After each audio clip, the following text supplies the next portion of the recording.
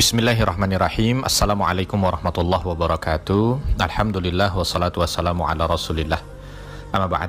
Sahabat yang dicintai Allah, semoga kita senantiasa dalam bimbingan dan ridha dari Allah subhanahu wa ta'ala.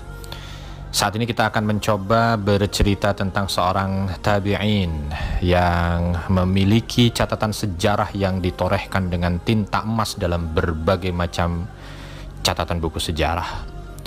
Beliau adalah Atha bin Abi Rabbah rahimahullah. Beliau hidup di tahun 27 sampai dengan 114 Hijriah atau bertepatan dengan 647 sampai dengan 732 Masehi. Sebelum saya memulai cerita beliau, dan cerita ini tidak diambil dari awal sampai akhir ya, hanya sekedar penggalan dari hidup beliau karena hidup beliau begitu berlimpah dengan mutiara kebaikan. Saya awali dengan ucapan seorang murid beliau, Salamah bin Kuhail. Beliau mengatakan bahwa saya tidak melihat orang yang mengharap wajah Allah dengan ilmunya kecuali 3 orang. Mereka adalah Atha, Tawus, dan Mujahid. Masya Allah, 3 tabi'in ini luar biasa. Bismillah, kita mulai cerita tentang Atha. Satu ketika memasuki 10 terakhir dari bulan Dzulhijjah tahun 97 Hijriah. Saat itu Ka'bah sedang disesaki oleh tamu-tamu Allah dari segala penjuru.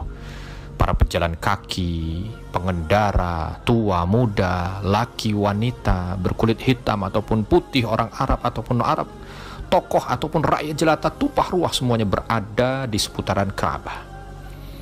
Mereka semua telah datang menghadap Raja Manusia dengan khusyuk, seraya terus membesarkan asma'nya dan mengharapkan pahala darinya. Tersebutlah dalam kisah itu Sulaiman bin Abdul Malik. Sulaiman bin Abdul Malik ini adalah salah seorang khalifah yang sangat agung dari Bani Umayyah ya. Seorang khalifah kaum muslimin dan salah seorang khalifah yang pernah bertahta di muka bumi dengan keadilannya. Yang terkenal selepas beliau tidak memberikan kekhalifahan pada anak-anaknya, tapi melimpahkannya kepada khalifah yang zuhud juga, yaitu Umar bin Abdul Aziz ya. Ini bukan perkara ringan juga. Di saat itu semua khalifah memberikan kepada anaknya, tapi beliau memberikan kepada orang yang menurut beliau pantas. Saat itu sang khalifah Sulaiman bin Abdul Malik sedang bertawaf di seputaran Ka'bah dengan kepala terbuka, bertelanjang kaki, dan dia hanya mengenakan pakaian ihramnya. Kondisinya kala itu sama seperti saudara-saudaranya yang lain dari rakyat-rakyatnya. Bahkan nampak seperti tidak ada beda dengan rakyat jelata kala itu. Dan di belakangnya kala itu ada 2 orang putranya. Keduanya adalah anak muda yang keceriaan wajahnya bagaikan bulan purnama dan semerbak mewangi kilaunya dari apa yang ada dari prestasi putra sang khalifah itu. Dan ketika khalifah menyelesaikan tawaf, beliau menengok ke arah salah seorang pengawalnya sembari berkata, ya, bertanya gitu, di mana yang kalian maksud? Lalu pengawalnya sambil menunjuk ke pojok barat Masjidil Haram, ya. Lalu pengawalnya juga mengatakan, dia di sana sedang sholat, wahai khalifah. Lalu khalifah dengan diikuti kedua putranya tadi menuju tempat yang ditunjuk oleh pengawalnya itu. Awalnya para pengawal pribadinya itu ingin mengikuti khalifah guna melebarkan jalan, memberikan jalan baginya, melindunginya dari suasana berdesak-desakan kan ketika berada di seputaran Ka'bah. Akan tetapi khalifah melarang mereka melakukan pengawalan sembari berkata, wahai pengawalku, ketahuilah bahwa raja dan rakyat jelata sama kedudukannya di tempat ini. Tidak seorang pun yang lebih mulia dari orang lain kecuali berdasarkan amalnya dan ketakwaannya. Boleh jadi ada orang yang kusut, lusuh, berdebu datang kepada Allah, lalu Allah menerima ibadahnya. Dan pada saat yang sama ada para raja yang tidak diterima olehnya. Lalu akhirnya pengawalnya pun menjauhkan diri dari sang khalifah. Kemudian khalifah berjalan menuju orang yang ditunjuk tadi, dan sang khalifah mendapati orang itu sedang melaksanakan sholat dengan khusyuk. Ya, dalam rukuk dan sujudnya. Sementara orang-orang juga duduk di belakangnya, di sebelah kanan dan kirinya, memenuhi seputarannya. Lalu khalifah pun datang dan duduk di barisan paling belakang, karena memang beliau juga datang tidak pertama. Duduk di barisan paling belakang dari majelis yang ada dan mendudukkan juga kedua anaknya di situ. Mulailah dua anak muda Quraisy ini mengamati laki-laki yang dituju oleh ayah mereka. Lalu Khalifah Sulaiman juga duduk bersama dengan orang-orang awam lainnya menunggu hingga selesai dari sholatnya. Ternyata orang itu adalah seorang tua yang berasal dari Habasyah, berkulit hitam, berambut keriting, lebat, dan pesek hidungnya. Ya, jika dia duduk tampak bagaikan gagak hitam.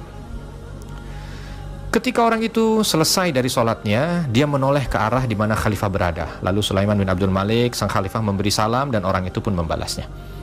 Saat itulah khalifah menyongsongnya dan bertanya tentang manasik haji. Dan saat itu sang khalifah sedang berhaji, ya, dari satu hal ke hal lainnya. Dan orang itu menjawab setiap pertanyaan dengan jawaban yang tuntas dan terperinci, sehingga tidak memberikan kesempatan lagi bagi si penanya untuk bertanya lagi, karena memang sudah sangat jelas. Dan yang ditanya juga menyandarkan setiap perkataan yang diucapkan itu kepada sabda Nabi Sallallahu Alaihi Wasallam. Lalu setelah khalifah selesai mengajukan pertanyaannya, beliau mengucapkan, mudah-mudahan Allah membalas Anda dengan kebaikan. Lalu beliau berkata kepada kedua putranya, berdirilah. Lalu keduanya berdiri dan mereka bertiga berlalu melanjutkan sa'i menuju tempat sa'i. Nah, ketika mereka bertiga itu berada di pertengahan jalan menuju tempat sa'i di antara Safa dan Marwah, kedua anak muda ini mendengar ada orang yang berseru, seolah memberikan pengumuman gitu. Wahai kaum muslimin, siapapun tidak boleh memberi fatwa kepada orang-orang di tempat ini kecuali hanya Atha bin Abi Rabbah. Dan jika tidak ada Atha bin Abi Rabbah, maka kepada Abdullah bin Abi Najih. Maka salah satu dari kedua anak muda ini tadi, yang putra dari khalifah ini, menoleh kepada ayahnya lalu berkata, wahai ayahanda, bagaimana mungkin yang sudah disebut sebagai rujukan fatwa itu, ya, menyuruh orang tidak meminta fatwa kepada siapapun selain kepada Atha bin Abi Rabbah dan sahabatnya. Tadi kenapa kita datang meminta fatwa kepada orang lain? Seorang yang tidak peduli terhadap kehadiran khalifah, seolah dia tidak tahu kalau Anda khalifah sehingga mendudukan Anda di belakang dan tidak memberikan penghormatan yang layak kepada seorang khalifah.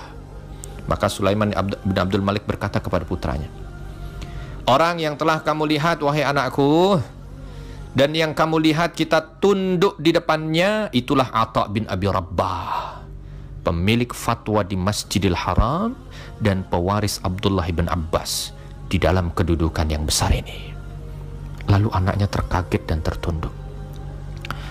Kemudian khalifah melanjutkan perkataannya, wahai anakku, belajarlah ilmu, karena dengan ilmu orang rendah akan menjadi mulia, orang yang malas akan menjadi pintar, dan budak akan melebihi derajat para raja. Dan perkataan Sulaiman bin Abdul Malik kepada putranya tentang masalah ilmu tidaklah berlebihan, sahabat. Karena Atha bin Abi Rabbah ini pada masa kecilnya adalah hamba sahaya, budak, milik seorang perempuan penduduk Mekah.